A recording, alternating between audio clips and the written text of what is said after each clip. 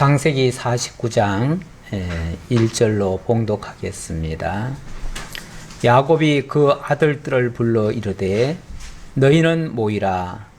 너희가 후일에 당할 일을 내가 너희에게 이르리라. 너희는 모여 들으라. 야곱의 아들들아, 너희 아버지 이스라엘에게 들을지어다. 아멘. 우선 2절까지 봉독해 드렸습니다. 지난주 야곱은 요셉을 병문안 온 요셉을 앉혀놓고 유언을 하였습니다. 그 내용은 크게 한 3가지 정도라고 볼 수 있는데요. 이 후손들이 반드시 앞으로 가나안 땅으로 되돌아갈 것이다. 그러므로 자기의 뼈는 열조의 무덤에 묻혀야 된다. 그리고 요셉의 2 아들은 너의 대신 내 아들로 삼겠다. 이런 식으로 약속하는 그런 내용이 되겠습니다. 자, 그리고 이제 오늘 49장에 와서는 이제 12 아들에게 후일에 당할 일을 미리 알려주는 예언을 합니다. 이제는 이제 12 아들에게 함께 앉혀놓고 그들에게 미래를 예언하는 거죠. 그러니까 유언이라고도 할 수 있고 또 축복이라고도 할 수 있고 또 예언이라고도 할 수 있습니다. 어쨌든 마지막으로 하는 말이니까 인간적으로 말하면 유언이고요. 그리고 이 형식이 축복의 형식으로 하기 때문에 축복이라고도 할 수 있고, 그리고 무엇보다도 미래에 되어질 일이기 때문에 예언이라고도 할 수 있다. 어쨌든 무슨 표현을 하든 이것은 사람의 인위적인 생각이나 의지로 약속하고 또 이루어지는 내용들이 아니고 하나님의 뜻에 의해서 이루어지는 일들이다. 이렇게 말씀드릴 수 있겠습니다. 야곱이 그 아들들을 불러 이르되 너희는 모이라. 너희가 후일에 당할 일을 내가 너희에게 이르리라. 그러니까 요셉에게 그렇게 예언을 한 다음에, 축복한 다음에 12 아들들도 다 불러서 그들 앞에서도 또 축복을 한다, 그 뜻이에요. 축복을 하는데 그 내용은 너희가 후일에 당할 일이다 라고 말합니다. 후일에 당할 일이라고 하면 이거는 단순히 이 야곱이 복을 빌어준다는 측면에서 끝나는 게 아니고 하나님이 너희를 향해서 이런 계획을 가지고 계시다. 그러므로 이 내용은 반드시, 이 말씀은 반드시 이대로 될 것이다 라는 그런 측면에서 예언이라는 거죠. 그러니까 형식은 축복인데 내용은 예언이다, 이렇게 말씀드릴 수 있고요. 너희가 후일에 당할 일이라고 했으니까 당할 일이라고 하는 것은 어떤 면에서 피할 수 없는 일이에요. 피할 수 없이 반드시 그렇게 되어진다는 내용이에요. 너희는 모여 들으라. 이거 함께 다 알아야 될 내용이다, 그 얘기예요. 이게 무슨 각자에게 다른 내용이니까 달리 별도로 얘기를 하는 게 아니고 너희는 모여서 들으래요. 그러니까 다 같이 알아야 될 내용이다, 그 얘기죠. 왜냐하면 이것이 장차 이스라엘 나라에 대한 내용이니까, 그러니까 함께 알아야 될 내용들이죠. 야곱의 아들들아, 너희 아버지 이스라엘에게 들을지어다. 물론 육신적으로는 내 아들이지만, 그러나 이제 너희는 이스라엘 나라의 근간이 되는, 그 기둥이 되는 12 지파가 될 것이고, 그 12 지파는 곧 이스라엘의 그 복에 참여할 자들이에요. 그래서 사실 자기 이름은 야곱이지요. 그래서 1절에서는 야곱이 그 아들들을 불러 이렇게 얘기를 했는데, 지금 야곱은 뭐라고 얘기를 하냐면 너희 아버지 이스라엘에게 들을지어다, 이렇게 얘기를 합니다. 그러니까 단순히 육신적인 아버지 야곱에게 지금 축복 듣는 게 아니고 하나님이 승리자로 만들어 놓은 그 이스라엘, 이 이스라엘은 하나님이 약속한 이름이잖아요. 그 뜻은 승리자란 뜻이고, 그러니까 하나님께서 이 야곱을 어찌 보면 패배자 같았던 야곱을 승리자로 만들어 놓고 그를 통해서 앞으로 되어질 일들을 예언하는 거니까 이 이스라엘에게 듣는 내용은 궁극적으로는 이스라엘이 승리할 내용들이에요. 승리할 내용들인데 물론 과정적으로 보면 듣기에 따라서 지파별로 희비가 좀 엇갈리긴 하지요. 어떤 지파에게는 이게 축복인지 저주인지 알 수가 없는 그런 말도 해주니까요. 그래서 듣기에 따라서는 왜 누구에게는 축복해주고 나한테는 저주하십니까? 이럴 수도 있는 내용이에요.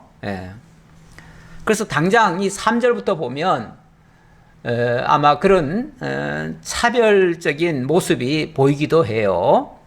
3절 내용을 보니까 3절부터는 이스라엘이 아들들을 축복하고 장래 것을 예언하는 내용들이에요. 그래서 여기서부터는 이제 야곱이라는 이름을 제가 안 쓰고 이스라엘이다 이렇게 얘기를 했습니다. 왜냐하면 이스라엘이 그 아들들에게 하는 말이에요. 12지파에게 하는 말이에요. 이렇게 이해를 하셔야 돼요. 자, 그래서 이제는 한 개인에게 얘기하는 게 아니고 그 지파별로 어떻게 될 것인가에 대한 언약의 말씀이다. 그 얘기예요. 자, 이제 3절부터 이야기를 하는데요. 우선 3절로부터 15절까지는 이 야곱의 아내가 넷입니다. 넷이다 보니까 자녀들도 자연스럽게 넷으로 구분이 되어져요. 그래서 이 축복을 할 때도 넷을 나누어서 이야기를 합니다. 그런데 3절로 15절에는 먼저 레아의 아들들부터 이야기를 합니다. 이게 이제 그 아내들의 그 자식들로 이렇게 나누기도 하지만 그냥 태어난 순서대로라고도 말해도 돼요. 태어난 순서대로예요. 그러다 보니까 나중에는 여기 이제 중간에 약간 좀 뒤바뀌기도 해요. 바뀌는데 어쨌든 그냥 순서대로다 이렇게 생각하시면 되겠습니다. 아무래도 장자 르우벤부터 시작하지요. 르우벤아, 너는 내 장자요, 내 능력이요, 내 기력의 시작이라.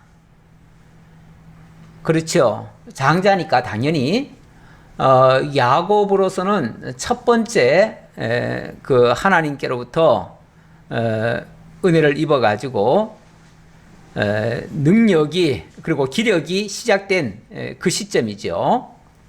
그렇게 해서 위풍이 월등하고 권능이 탁월하다마는 해놓으면 그 뒤에는 부정적인 얘기가 나옵니다. 항상 그러나 이후에는 항상 부정적인 얘기예요.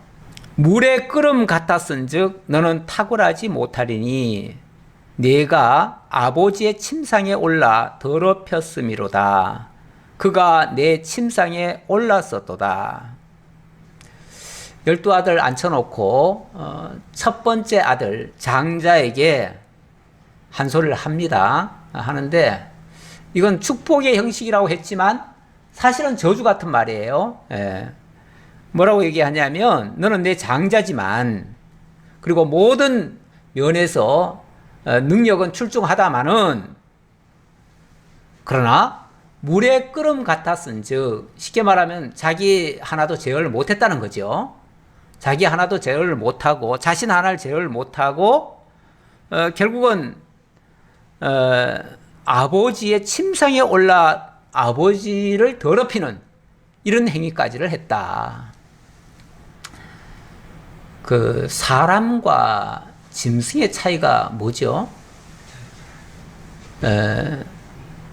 사람은 좀 이성적 존재예요. 그래서 생각이라는 걸 합니다. 그래서 같이 판단을 해가지고 옳은 거면은 하고 옳지 않은 거면 하지 않습니다. 본능대로 하는 거는 그거는 모든 짐승이 다 똑같이 해요. 그러니까 본능대로 하도록 나는 그거 본능이 시켜서 한 건데요. 내가 하고 싶어서 그냥 한 건데요. 이렇게 말하면 그렇게 하는 행동은 짐승 같은 행동이에요. 왜냐하면 모든 짐승이 다 그러니까요. 그런데 이성적 존재는 그렇게 행동하면 안 되는 거죠. 그래서 말도 함부로 해서는 안 되는 거죠. 아무리 성질나고 아무리 속에서 끓어오르는 게 있고, 그게 설령 의문이라 할지라도 정말 해야 될 말이 있고 해서는 안 될 말이 있고, 해야 될 행동이 있고 해서는 안 될 행동이 있어요. 이거를 분별을 하고 판단을 하고 올바로 거기에 맞춰서 할 수 있다면 정말 사람답다 할 수 있어요. 왜냐하면 사람은 그런 존재니까요. 예, 그렇게 하라고 하나님께서 이성적 기능을 줬으니까요. 물론 타락한 이후에 그 건전한 이성적 기능이 많이 마비됐어요. 그래서 타락한 인간은 이성적 기능이 옳지 않아요. 사실은 그 판단력이. 그래서 자기를 믿는다는 것, 이거 정말 신뢰할 수가 없어요. 왜 그러냐면 자기가 그렇게 신뢰받을 만큼 완벽한 그런 이성적 기능을 발휘하지 못하니까요. 그래서 본능에 충실한 사람들은 대부분 짐승 같은 행동을 할 수밖에 없어요. 장자이면서 야곱의 능력이고 기력의 시작이었던 이 르우벤이 정말 짐승 같은 행동을 한 거예요. 어쨌든 그것 때문에 일단은 장자의 그 권한이 박탈된다, 이제 그런 뜻이에요. 근데 이제 단순히 그것 때문이라면 그러면 행위로 모든 것이 다 결정되는 건가? 그거는 또 좀 이따 다시 한번 또 언급해 봐야 될 문제예요. 왜냐하면 행위로 만약에 한다 그러면은 나중에 유다 같은 경우는, 유다도 결코 더 잘하는 부분이 없거든요. 그런데도 불구하고 유다에 대해서는 전혀 이런 저주 같은 얘기가 없어요. 오히려 어마어마한 축복의 내용이 나와요. 그리고 보면 단순히 행위 때문만은 아니다. 그러면 왜 이 행위 얘기를 여기서 하는가? 같은 형제라도 예를 들어서 여럿이 있는데 형제들한테 어떤 약속이 주어졌다고 칩시다. 그러면 나중에 뭐라고 그러겠어요? 그거 가지고 트집 잡을 거 아니에요. 형제들이 다 왜 이렇게 불공평하게 하느냐, 막 그러면서 이제 얘기할 거 아니에요. 할 때 너는 이런 일이 있어 라고 해버리면은 꼭 그것 때문은 아니지만 그것 때문이다, 너는 이런 일이 있어 라고 얘기를 하면 더 이상 불만을 못 해요. 할 말이 없어요. 쉽게 말하면 할 말이 없어요. 그렇죠? 할 말이 없잖아요. 아니 이런 일이 있었는데 할 말이 있어요? 나는 억울해요. 왜 쟤는 안 그래요? 이럴 수 있어요? 일단 자기가 워낙 큰 잘못이 있기 때문에 항변을 못 해요. 일단 우리 하나님께서는요, 우리의 입을 막으십니다. 율법을 주신 이유 중에 하나도요, 입을 틀어막으려고 그러신다는 거예요. 로마서에 보면 그렇게도 표현되어 있어요. 모든 입을 다 막으시려고 한다. 그러니까 억울하다 소리 못한다 그 말이에요. 그럼 어떤 사람은 그러면 은혜를 입어요? 그럼 왜 쟤는 왜 저렇게 잘해줘요? 그건 내 은혜야. 내 은혜래요, 그거는. 거기에 만약에 잘못했을 때는 불만을 가지지만 잘해주는 거에도 불만이 있나요? 잘해주는 거는 물론 제3자는 불만하겠지만은 당사자는 불만할 이유가 없어요. 그러니까 잘해주는 거는 하나님의 은혜예요. 그거는 하나님의 주권에 달린 거예요. 근데 불만은 못하도록 만드시는 거예요. 그래서 이 쉽게 말하면은 뭐 불택자에게도 마찬가지예요. 불택자에게는 엄중히 하나님께서 율법대로 행한 대로 갚으셔요. 왜? 그래도 나중에 할 말 없도록 만드시는 거예요. 근데 택한 백성에게는요, 그걸 우선시하는 게 아니라 하나님의 은혜를 우선시해요. 그래서 먼저 복을 주시면서 그 은혜에 의해서, 은혜 언약에 의해서 율법에 저촉되는 것은 용서라고 하는 과정을 거쳐요. 그래서 그 은혜를 입은 자는 정말 복되다라고 표현할 수 있는 거죠. 자, 어쨌든 그래서 르우벤에게는 일단 장자권이 박탈됐다는 얘기를 합니다. 근데 여기 이제 현상적으로는 그런데 근본적으로는 하나님께서 유다를 통해 메시아를 보내실 계획을 가지고 계셔요. 그래서 어찌 보면 유다 이전에 있는 그 앞선 형제들은 다 박탈이 돼야 돼요. 원칙적으로 말하면 자, 장자 루벤이 장자권이 박탈됐다고 칩시다. 그러면은 순서대로 하면은 누가 장자권을 이어받아야죠? 그 다음이 누굽니까? 시므온과 레위. 시므온과 레위가 장자권을 물려받아야 돼요. 근데 시므온과 레위에 대해서는 어떻게 얘기를 하는가? 자, 5절 봅시다. 시므온과 레위는 형제요. 그들의 칼은 폭력의 도구로다. 일단 뭐 심상치 않습니다. 좋게 얘기하는 것 같지 않아요? 네, 일단 그들이 칼을 썼다는 거예요. 칼을 썼는데 폭력의 도구로 썼다는 거예요. 칼이라고 하는 게 사실은 좋은 사람의 손에 들리면은 뭐 아주 좋게도 쓰이죠. 근데 이걸 폭력에 사용해버리면 폭력의 도구가 되고 이게 전쟁의 무기가 되잖아요. 이렇게 되면 이거는 악하게 썼다는 거죠. 어떤 면에서.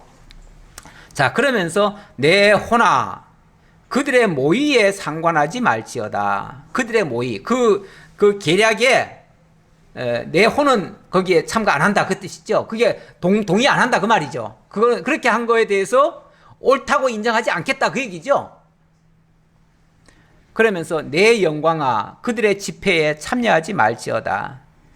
그들의 분노대로 사람을 죽이고 그들의 혈기대로 소의 발목 힘줄을 끊었음이로다. 그들이 분노대로 사람을 죽이고 혈기대로 소의 발목 힘줄을 끊었다. 완전히 분노 조절 못했고 혈기 조절 못했다. 그 얘기죠. 제가 아까도 제대로 그런 걸 컨트롤 못하면은 사람 구실을 못하는 거다라고 말씀을 드렸었는데 그런 측면에서 시므온과 레위 역시 마찬가지였다. 이 사건은 그 야곱이 바단 아람에서 돌아올 때에 중간에서 세겜성에 들어갔죠. 세겜성에 들어가서 거기서 살겠다고 아예 작정을 했습니다. 그런데 그 세겜 추장이 이들의 누이 그 누굽니까? 디나를 추행을 했어요. 그것 때문에 그 소리를 듣고 너무 격분해가지고 이들이 이제 일단은 교활하게 했죠.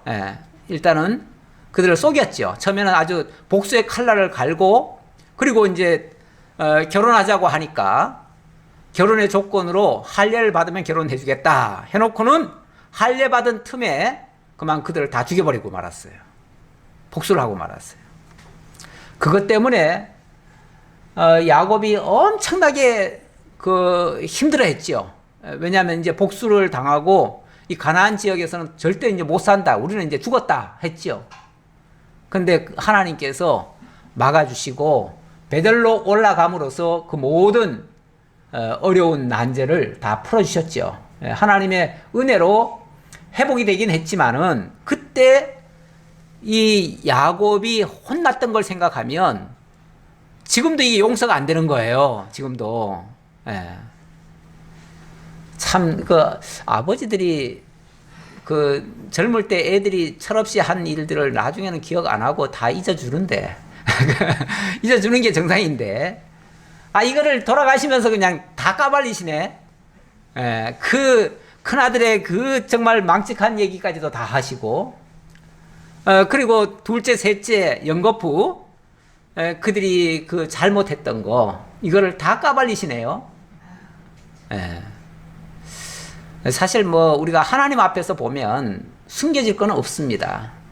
물론 이 땅에서는 우리가 어떻게 다 숨기고 사는데 하나님 앞에 가면요. 로마서에 그렇게 말씀이 있죠.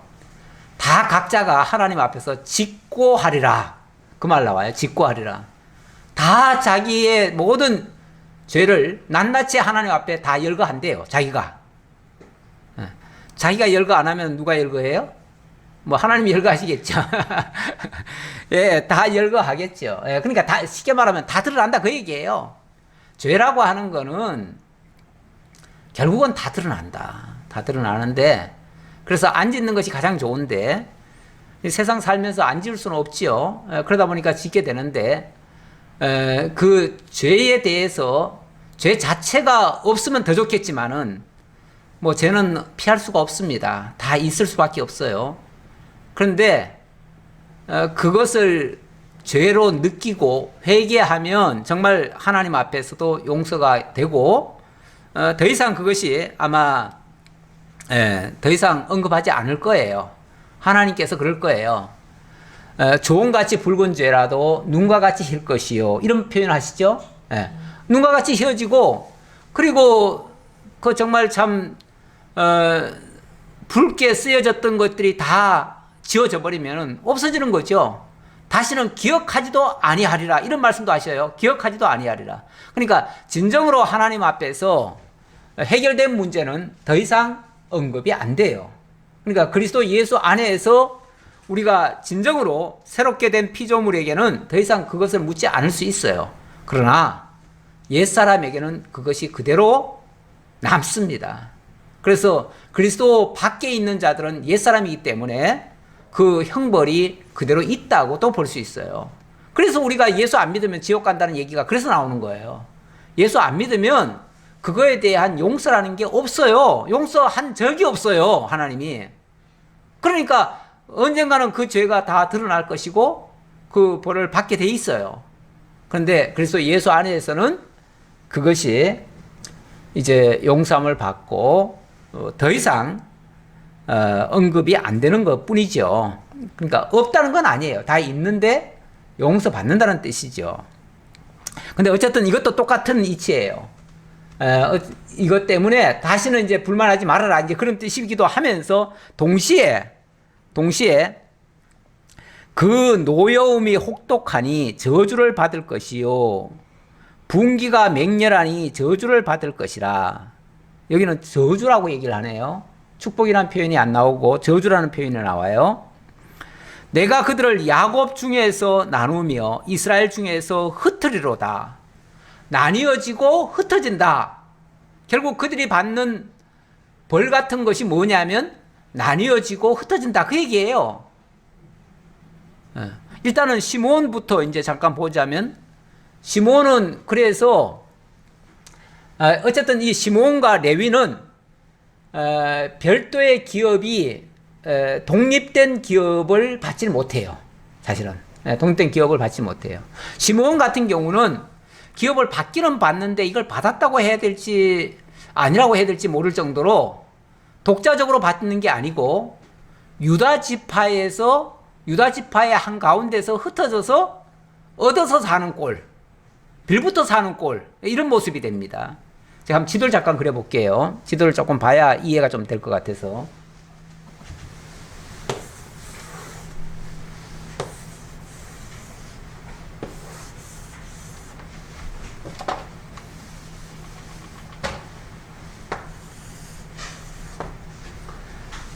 자, 유다 지파가 땅을 많이 얻습니다. 이게 이제 블레셋 땅이고요. 이만큼이 유다 땅입니다. 유다 땅인데, 유다 땅 중에서 요만큼을 시므온이 얻습니다. 그러니까 남의 땅 안에 한가운데 있는 거예요. 그러니까 이렇게 뭐 구분이 어찌 보면 유다 안에 있는 거지 유다 별도의 기업이라고 말하기가 좀 그렇다는 거죠. 그런 측면에서 이 시므온도 제대로 기업을 못 받는 셈이고, 또 이제 레위에 대해서는 레위는 또 어떻게 되는가 하면은 레위는 더 심해요. 어떻게 더 심하냐면은 아예 기업 자체가 없어버려요. 없고 그 대신 하나님이 뭐라고 그러냐면 내가 너의 기업이 되어줄게, 이렇게 말씀하셔요. 하나님이 기업이 되어준다는 말은 내가 알아서 너희들 살게는 해주는데 쉽게 말하면 너희 땅은 따로 없어, 그 얘기예요. 그러면 레위는 어떻게 되죠? 땅이 하나도 없어요. 하나도 없는 대신에 그 대신에 각 지파별로 몇 개의 성읍을 얻어요. 각 지파별로 예를 들어서 한 40개 성읍 정도씩을 줘요. 다 주는데 그 중에서 40개면은 한 3개, 4개 정도 되잖아요. 30개, 40개 정도 성읍이면은 한 서너 개씩을 줘요. 그러면 그걸 11조로 받잖아요. 11조를 받아가지고 여기에 너희들이 살아라. 레위 지파가 4개의 그 자손들이 있는데 4개 자손별로 전국에 흩어져 살게 해요. 예. 뭐 땅들이 이제 정확하게는 아니지만 대략 보면은 이렇습니다. 이래가지고 이게 이제 좀 위로 가겠네요.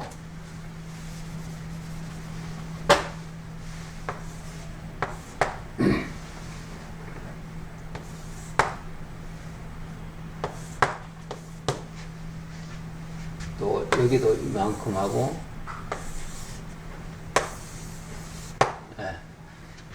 땅이 이렇게 나뉘어집니다. 나뉘어지는데 나중에 12지파로 이렇게 나뉘어져요. 나뉘어지는데 여기에 유다지파, 그 다음에 단지파, 여기에 베냐민지파, 에브라임지파, 므낫세지파, 또 여기도 므낫세입니다. 갓지파,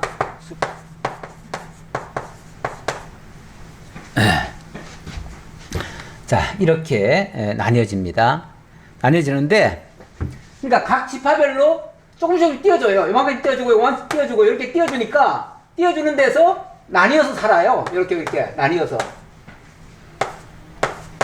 그러니까 레위 지파는 전국이 다 흩어져 사는 거예요. 전국이 다. 그러니까 같은 지파면서 함께 살지를 못해요. 그러니까 인간적으로 말하면은 완전히 나그네 같은 삶이 되는 거죠. 그리고 그들이 하는 일은 뭔가, 여기 보니까 저주라는 말이 있고, 칼을 쓴다는 말이 있고, 발에 힘줄을 끊는다는 말이 있고, 혈기대로 사람을 죽인다는 말도 있어요. 뭐 좋은 얘기는 아닌 것 같죠. 그렇죠? 예. 그런데 이 내용이 무슨 소린가? 일단 이 폭력의 도구 칼을 가지고 어디다 쓰냐면은 분노를 다스리는 데 쓴다는 거예요. 분노 다스리는데. 그런데 이게 이제 자기 분노가 아니라, 그때는 물론 자기 분노를 때문에 썼어요. 근데 이게 이제 하나님의 분노를 위해서 정의의 칼로 이제 바뀐다는 거예요. 이게. 그리고 또 저주한다 그랬지요. 분노대로 사람을 죽이고 그들의 혈기대로 소의 발목 힘줄을 끊는다 그랬는데, 손을 잡고 또 저주를 한다. 그런데 이게 손을 잡아요. 예를 들어서 일단 손을 잡는다고 칩시다. 손을 잡는데 이 소에게 쉽게 말하면 저주를 넣어요. 저주를 넣는다고 하는 거는 이게 죄를 그쪽에 전가한다는 뜻이거든요. 죄를. 그래서 지금 분노 당하는 자의 죄를 이 소에게 담아가지고 저주를 하고, 저주를 전가시켜가지고 소를 잡게 되면은 이 분노가 풀릴 거 아니에요. 그렇죠? 분노가 풀리죠? 분노 때문에 지금 저주하고 소 잡는 거니까. 그러면 분노가 풀리잖아요. 그걸 뭐라고 그러냐면은 제사라고 그래요. 제사. 그러니까 이 분노 푸는 일, 하나님의 분노를 푸는 일, 하나님의 분노를 풀려면은 그 죄를 전갈시켜야 돼요. 근데 사람을 바로 죽일 수는 없으니까 사람의 죄를 짐승에게다가 전갈시켜가지고 그 짐승을 잡는 거죠. 그래서 희생을 시키는 거죠. 희생. 그래서 제사는 곧 다른 말로는 희생도 돼요. 바로 이 일을 할 것이다. 그 얘기예요. 그래서 레위 지파가 하는 일이 뭐냐 하면은 이 제사 드리는 일을 해요. 제사 드리는 일을 하면서 여호와의 분노를 쏟아내요. 사람들에게 쏟아내고 짐승에게도 쏟아내요. 그래서 이 레위 지파가 주로 한 일이 뭐냐면은 예를 들어서 모세 시대 때부터 이 모세와 아론이 바로 이 레위 지파거든요. 레위 지파의 4대 손이라고 얘기할 수 있어요. 그런데 이때부터 해가지고 여호와의 분노를 쏟기 시작해요. 어디다 쏟았냐면은 애굽에다가 쏟았지요. 애굽에다가 이 모세가 여호와의 분노로 이스라엘을 괴롭히는 그 애굽을 향해서 도전을 한 거 아니에요. 그래서 그들과 싸우고 거기서 많은 희생을 그들에게 저주를 퍼붓잖아요. 10대 저주가 들어가잖아요. 10대 저주를 통해서 이스라엘 민족을 구원해내요. 그리고 오는 도중에도 그들을 건드리는 자들마다 여호와의 분노를 쏟아내요. 그래가지고 아말렉, 예를 들어서 아말렉이 길을 막으니까 아말렉은 하나님의 원수다. 그러면서 하나님이 그들을 제하라고 그러죠. 뿐만 아니라 모압이나 뭐 자관 오다가 자꾸만 이스라엘을 건드리는 자들마다 하나님께서 다 그들을 제거하도록 하는데, 고스비 사건 있죠. 고스비 사건. 그 이제 모압에서 발락이 이스라엘을 저주했잖아요. 저주하면서 이스라엘을 망하게 하는 그 힌트를 발람에게서 들었는데, 그게 우상 제사 드려가지고 우상의 제물을 이스라엘 백성들에게 먹이면은 틀림없이 하나님의 진노를 당할 것이다. 근데 그렇게 해서 실제로 이스라엘이 2만 3천 명이 죽었어요. 그러니까 그때 여호와의 막 진노가 엄청나게 쏟아졌거든요. 그랬을 때에 이 레위 제사장 중에서 비느하스라는 사람이 여호와의 분노로 일어났어요. 일어나가지고 그 간음하는 남녀를 그냥 창으로 찔러가지고 그걸 죽였습니다. 죽이고 나니까 여호와의 진노가 싹 풀어졌어요. 여호와의 분노가 없어져 버렸어요. 그리고 하나님이 뭐라고 그러냐면, 내가 너를 영원히 평화의 제사장으로 평화의 언약을 너와 맺겠다. 그러면서 평화를, 그러니까 여호와의 분노를 달램으로써 하나님과 인간 사이에 죄의 담이 헐어지고 그게 평화가 된다, 그 얘기예요. 그런 의미에서의 평화의 조약을 맺어주시고, 그래서 레위를 통해서 이 제사 행위로 결국 하나님과의 화목을 이루는 이 역사가 일어나는 거죠. 그러니까 이게 지금 제가 저주라는 표현을 했습니다. 분명히 이런 행동 자체가 저주 맞지요? 저주스러운 행동 맞지요? 근데 결과는 뭐죠? 하나님과의 화평을 이루어요.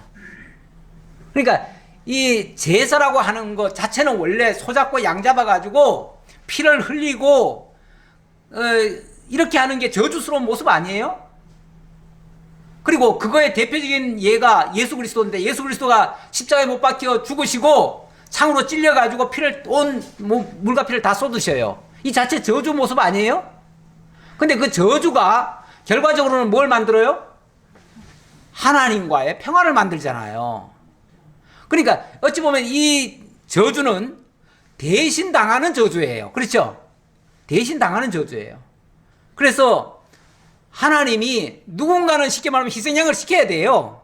희생양이 없이는 하나님과의 그 화평이 안 이루어져요. 근데 그 희생양으로 예수 그리스도를 삼으신 것이고, 구약에서는 모형과 그림자로 소와 양을 희생양으로 삼으신 거죠. 이렇게 해서 레위는 저주라고 표현은 되어 있지만 결과적으로는 하나님과의 평화를 이루기 위한 필요한 저주예요. 그렇죠? 그럼 결과적으로는 뭐죠, 그게? 축복과 같은 거죠. 예. 그로 말미암아 온 백성들에게 축복이 이루어지는 거죠. 그러니까 아무리 과정적으로 안 좋은 모습 같아도 결과적으로는 하나님의 선으로 이루어져요. 그래서 이런 걸 깨닫는 많은 사람들은요, 때때로 저주 같은 얘기를 해도, 선지자들이 저주 같은 얘기를 하잖아요. 선지자는 항상 좋은 소리 안 해요. 선지자들은 항상 보면은 저주 같은 얘기를 해요. 근데 그 저주 같은 얘기를 듣고 뭐라고 답변을 하냐면, 하나님은 선하시니이다, 이렇게 얘기를 합니다. 하나님이 지금 저주를 지금 선언했는데 하나님의 말씀은 선하니이다, 이렇게 답을 한다니까요. 왜? 그 결과는 반드시 선으로 맺어질 것을 아니까. 아는 사람들은 그렇게 하지요. 안 그런 사람들은요, 발끈해가지고 죽여버리죠, 그 선지자. 그래서 그 선지자들이 그런 얘기하고 죽는 경우가 많아요. 실제로 죽는 경우가 많은데, 깨닫고 나면 하나님의 말씀은 선하니이다, 이렇게 답변하는 게 맞아요. 왜? 결과적으로는 하나님께서 선하게 하실 거니까. 자, 그리고 네 번째, 유다야 너는 내 형제의 찬송이 될지라. 내 손이 내 원수의 목을 잡을 것이요 내 아버지의 아들들이 내 앞에 절하리로다. 와, 유다에 대해서는 엄청나게 좋게 얘기하네요.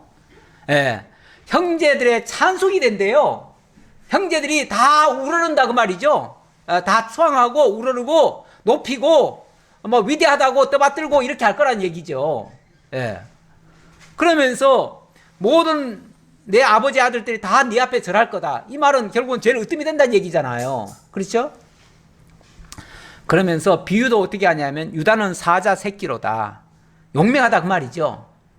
내 아들아 너는 움킨 것을 찢고 올라갔도다. 그가 엎드리고 웅크림이 수사자 같고 암사자 같으니 누가 그를 범할 수 있으랴.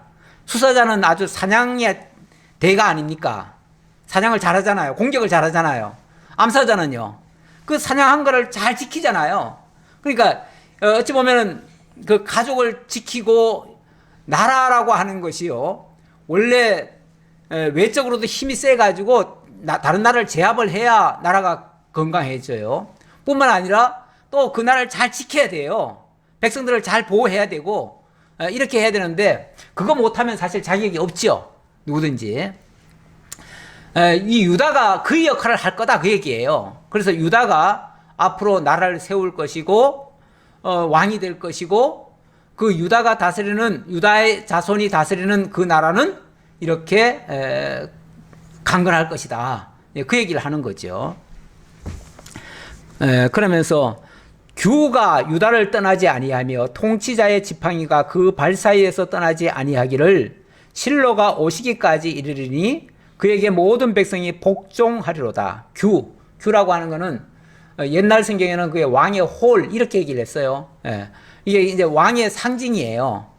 그리고 치리자의 지팡이 역시 마찬가지고요. 통치자의 지팡이 역시 마찬가지고 그것도 왕의 상징이에요. 상징물이에요.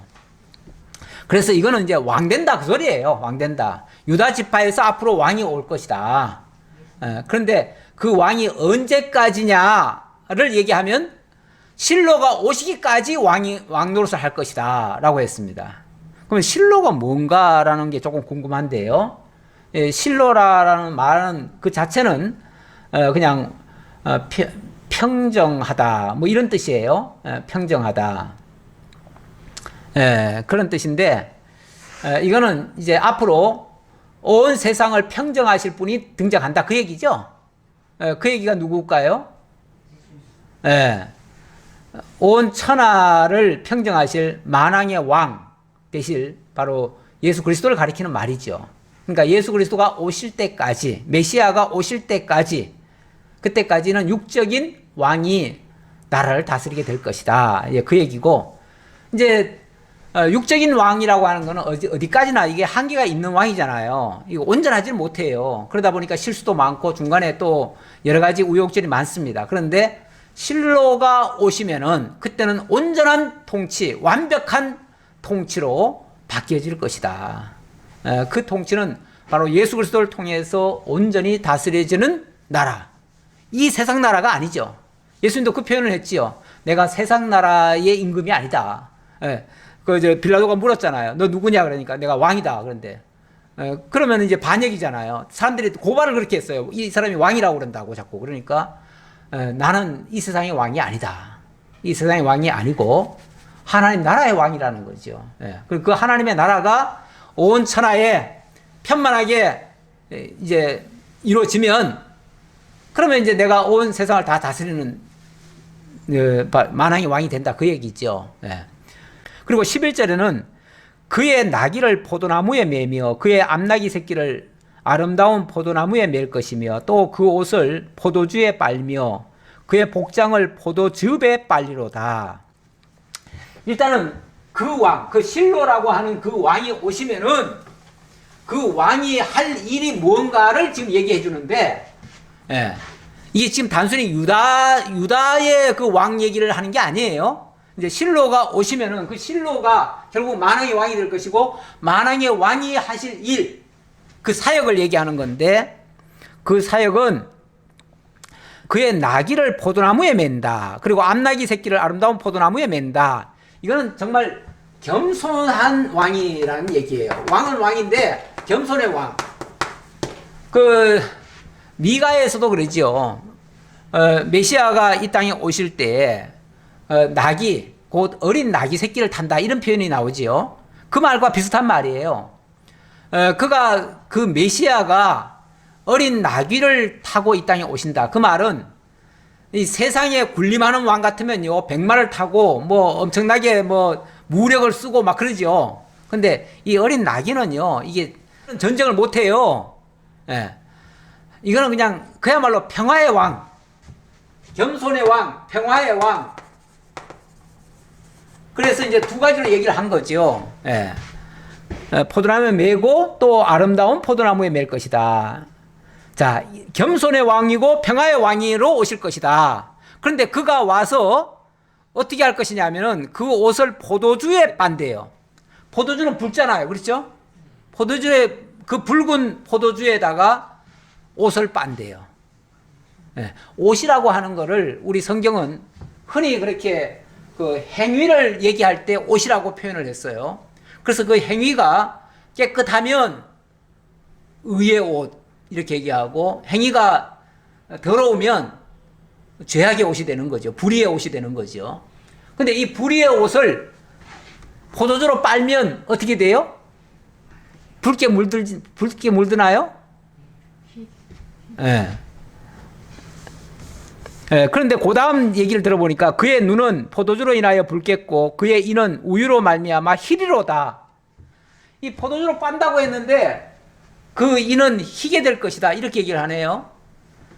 붉은 피에 붉은 포도주에 빤 옷이 희어질 것이다. 그런 얘기예요. 결론적으로 얘기하면.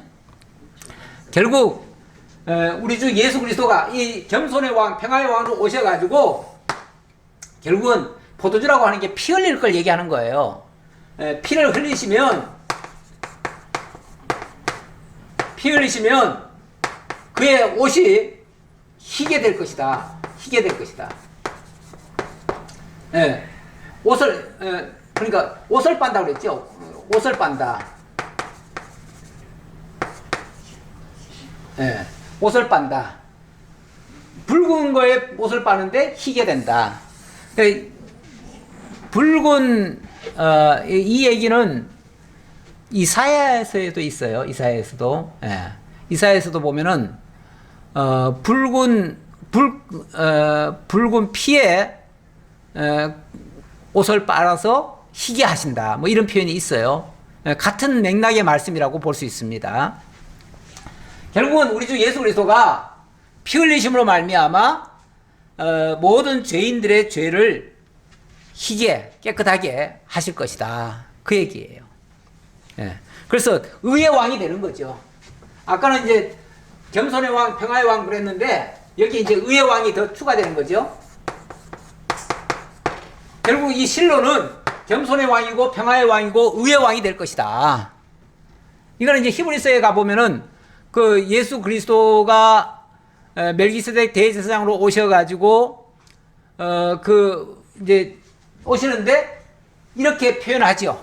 겸손의 왕이 되시고 평화의 왕이 되시고 의의 왕이 되실 것이다 라고 얘기를 했는데 이렇게 될 것을 약속하는 표현이죠. 그러니까 유다도 단순히 이 땅에서 그 왕노로 타는 데다 초점을 맞추는 게 아니고 결국 메시아를 통해서 메시아가 이 유다 자손을 통해서 오심으로써 멜기세덱 그 반차를 따라오는 제사장 역할이 아니고 유다의 자손을 따라서 약속대로 와가지고 별다른 제사장, 그래서 하나님과의 관계를 회복하는 그런 왕, 그 왕이 되실 것을 가리키는 예언의 말씀이 되겠습니다. 자, 계속해서 스불론은 해변에 거주하리니 그곳은 배 매는 해변이라 그의 경계가 시돈까지로다. 이 스불론은 이제 레아의 다섯 번째 아들인데 다섯 번째 아들은 바로 여기가 시돈이거든요. 시돈. 그런데 여기에 스불론이 땅을 차지하게 된다. 그 얘기예요. 여기를 이제 기업으로 받을 것이다. 그 얘기예요. 여기는 이제 뱀에는 해변이라고 그랬는데 이 두로와 시돈, 이게 시돈과 두로 같이 있거든요. 근데 두로와 시돈은 원래 두로가 이게 배를 통해서 무역하는 나라잖아요. 그래가지고 엄청나게 나중에 가보면 여기가 그 무역을 통해서 부자가 되는 나라입니다. 예. 그 베니스의 상인 뭐 그런 얘기나 마찬가지예요. 예. 그렇게 해서 그 부하는 그 지역에 그 옆에 땅을 차지하게 될 것이다. 그 얘기예요. 그 다음 이사갈은 양의 우리 사이에 꿇어앉은 건장한 나귀로다. 이사갈은 스불론 요 아래 여기에 이사갈인데 여기는 이게 이제 평야 지역이라고 그래요. 평야 지역이고 여기는 아마 상당히 그 농사가 잘 되는 곳인가 봐요. 그래서 나중에 왕의 진상품이 다 여기서 갑니다. 양의 우리 사이에 꿇어앉은 건장한 나귀. 아니 건장한 나귀가 왜 꿇어앉죠? 꿇어앉는다는 거는요. 곡식을 싣기 위해서 이렇게 굴려놓고 싣고 일어서서 가게 하는 거죠. 그러니까 이거는 여기에 그 농산물이나 좋은 그런 것이 아주 땅이 좋아가지고 거기서 이제 많은 수확이 나와가지고 이스라엘의 그 왕을 이스라엘을 풍요롭게 하는 그런 역할을 할 것이다. 그런 뜻으로 한 말입니다. 그는 쉴 곳을 보고 좋게 여기며 토지를 보고 아름답게 여기고 어깨를 내려 짐을 메고 앞제 아래에서 섬기리로다. 그러잖아요. 보세요. 자, 쉴 곳을 보고 좋게 여기고 토지를 보고 아름답게 여기고 어깨를 내려 짐을 메고 이런 얘기 하잖아요. 이게 이제 바로 그 농사를 지어 가지고 풍요로움을 그 이제 나귀에 싣고 갈 것을 얘기하는 거예요. 그렇게 해서 섬긴다 그랬는데 그건 이제 왕에게 진상한다 그런 얘기예요. 왕에게 여기서 나오는 것들이 왕에게 진상이 된다 그런 뜻이에요. 그 다음 16절은 이제 비라의 아들입니다. 비라는 이 레아가 계속 아기를 잘 낳으니까 그 라헬이 시기를 해가지고 자기 시녀를 주죠. 자기 몸종을 줍니다. 자기 몸종을 주는데 그 몸종의 아들이에요. 그 몸종의 아들이 7번째로 아들을 낳습니다.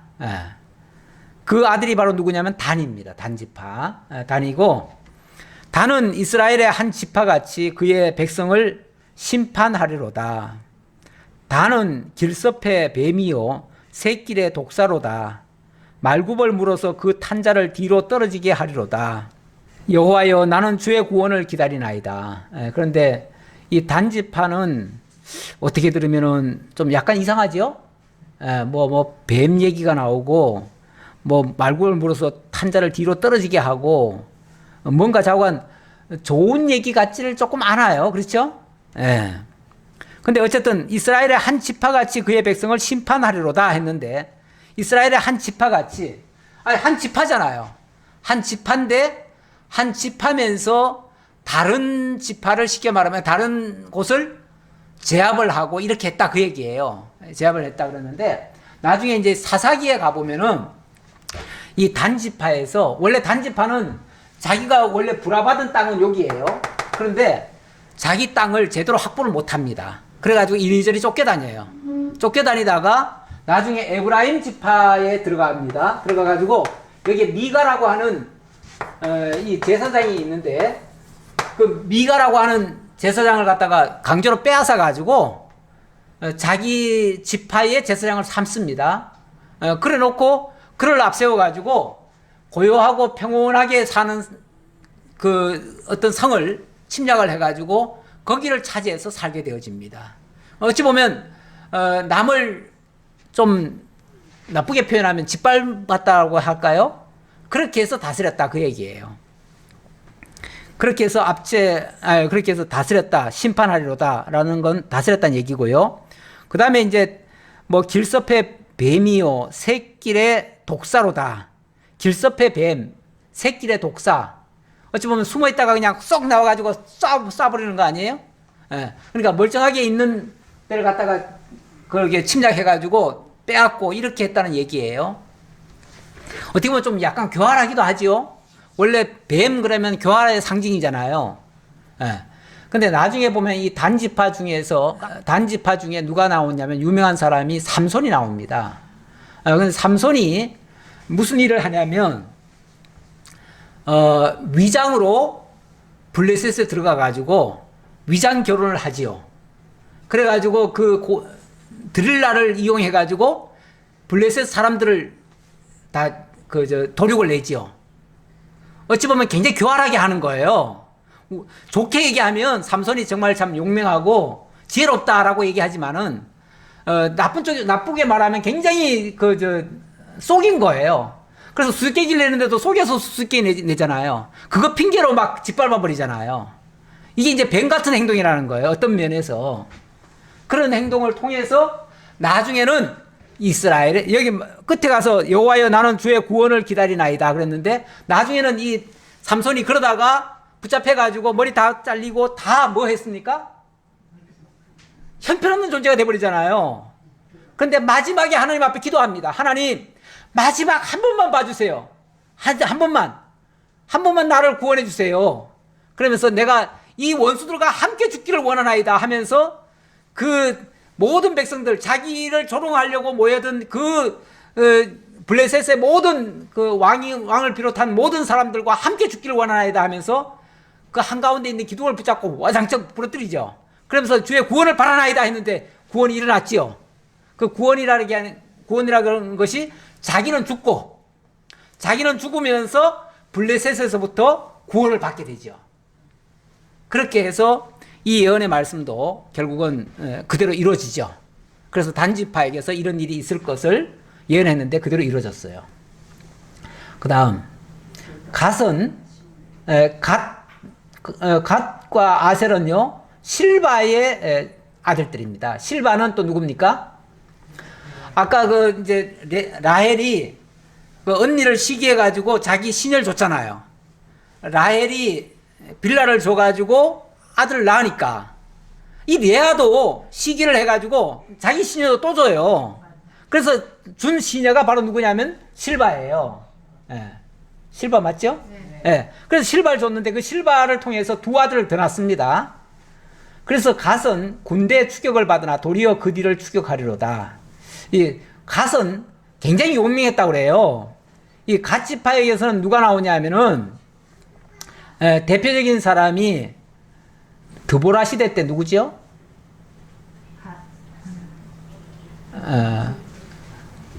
바락인가? 바락. 자관 그때 아마 그때를 예로 들 수 있을 거예요.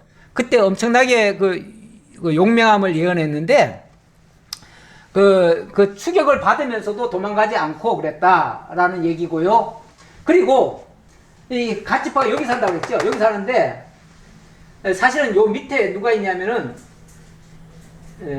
에돔, 모압, 여기가 에돔이 있습니다. 에돔. 여기가 아마 모압인가 그럴 거예요. 모압. 그럴 거예요 아마. 그러니까 에돔과 모압의 그 사이에 있으면서 이 땅을 요 지역을 얻는데 양쪽으로부터 협공을 쉽게 말하면 당해요. 당하는데도 추격을 받으나 도리어 그 뒤를 추격하리로다. 그걸 용맹하게 물리치고 그것을 제압을 했다. 이제 그런 의미로 이해할 수 있습니다. 아셀에게서 나는 먹을 것은 기름진 것이라 그가 왕의 수라상을 차리리로다. 이 아셀은 또 기름진 곳, 이 아셀 지파가 차지한 땅이 아셀 지파가 이 스불론 이 위쪽이네요. 여기쯤이네요. 여기도 또 땅이 좋은가 봐요. 그래서 왕의 수라상을 차리는데 쉽게 말하면 여기서 나오는 걸로 왕의 수라상을 차린다. 그만큼 아주 최고급 그 품질 좋은 농산물들이 거기서 나온다. 그런 뜻이에요. 그 다음 이 납달리는 또 비라입니다. 비라는 쉽게 말하면 그렇게 이제 경쟁적으로 자식을 낳다 보니까 비라의 아들인데요. 납달리는 노인 암사슴이라 아름다운 소리를 바라리로다. 이 납달리 이때 이야기가 그거네요. 여사사 드보라가 바락을 부르죠. 불렀는데 노인 암사슴과 아름다운 소리를 바랄 것이다. 노인 암사슴, 쉽게 말하면 여사사 드보라의 부름을 받은 바락이 전쟁에 나가서 가나안의 군대 장관 시스라와 그 군대를 추격해서 무찌르고 승리의 노래를 부르게 되는데 바로 그렇게 될 것이다 라는 예언의 말씀이고, 실제로 사사기에서 그렇게 이루어집니다. 그 다음 22절로 28절, 여기서부터는 이제 라헬의 아들들입니다. 라헬의 아들들. 자, 라헬의 아들들 얘기, 사실 여기까지 오늘 진도 나갈까 했는데 이게 거기까지 진도가 조금 어렵겠네요. 이 부분은 천상 다음으로 미뤄야 되겠습니다. 이 요셉의 아들들에 대한 축복의 내용은 상당히 좀 내용이 있습니다. 내용이 있어요. 사실 아까 누굽니까? 라헬의 아들들도 굉장히 중요한 내용들이 있었죠. 그리고 또 라헬이 아니라 레아의 아들들, 그러니까 정실 부인의 아들들이 중요한 내용들이 있었고요. 또 라헬의 아들들도 굉장히 중요한 내용들이 있습니다. 그 중간에 첩들이 낳은 아들들 이야기도 있지만, 첩들이 낳은 아들들에게서는 그냥 짤막짤막하게 다뤄요. 그냥 한 절씩 두 절씩 이렇게만 얘기를 해요. 그런 거 보면 그 비중에서는 조금 떨어지지 않나 싶습니다. 뭐 그렇다고 해서 특별히 차별했다 이건 아닌데, 어쨌든 그 기업들도 뭔가 좀 구분이 좀 되어진다, 그렇게 볼 수 있습니다. 어쨌든 뭐 성경이 그렇게 지금 기록하고 있으니까 일단 그렇게 전달을 해드리고요. 이 요셉 자손들에 대해서는 다음 주에 마지막으로 또 더 보도록 하겠습니다. 기도하겠습니다. 아버지 하나님 감사합니다. 우리 하나님께서 행하시는 일들이 너무나 정교하고 또 너무나 확실합니다.